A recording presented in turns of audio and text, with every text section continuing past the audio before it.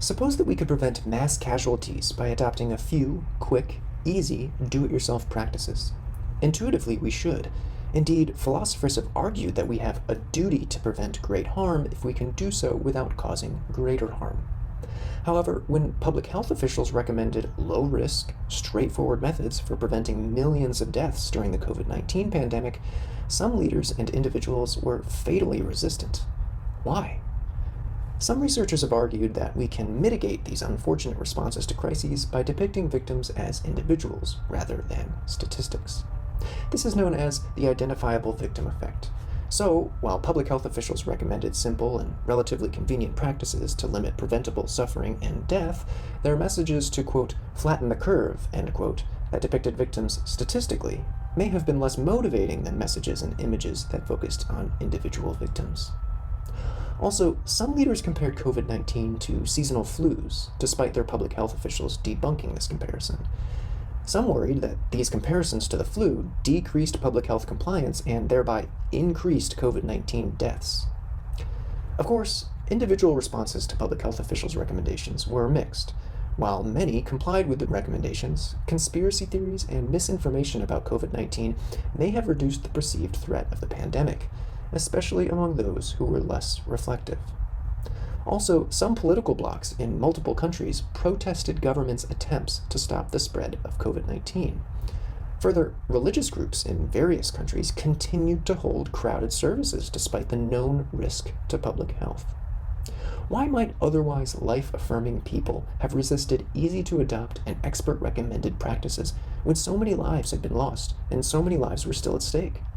This introduction suggests that at least three factors were relevant: the content of messaging, the receiver's reasoning, and the receiver's prior philosophical beliefs. In April and May of 2020, my collaborator and I investigated the impact of these factors in two pre-registered experiments. In a 2x2 between subjects design, participants were presented with public health recommendations such as mask wearing and staying at home, and they were also randomly assigned to receive a visual message about either statistical victims or one about identifiable victims related to either a COVID-19 or a flu pandemic. After receiving these recommendations and visual image, participants rated how likely they were to comply with public health recommendations and how much they thought that the pandemic threatened society. In Study 1, participants also completed a test of reflective versus unreflective reasoning and rated their agreement with what might be called an effective altruism principle. In Study 2, participants rated their agreement with this and many other philosophical principles. The first experiment found that images of statistical victims reduced perceived threat of the pandemic compared to images of identifiable victims, and that messaging about flu reduced threat compared to messaging about COVID-19. However, neither the identifiable victim effect nor the correlations with reflection test performance were detected above and beyond the large effect of endorsing the effective altruism principle. The second experiment replicated and clarified these results by tripling the sample size, adding a measure of participants' mathematical ability, and asking about more philosophical principles. Once again, the identifiable victim effect was not detected. However, the experiment replicated the finding that messages about flu reduced perceived threat of the pandemic compared to messages about COVID-19. Once again, however, the best predictor of complying with public health recommendations was endorsement of the effective altruism principle.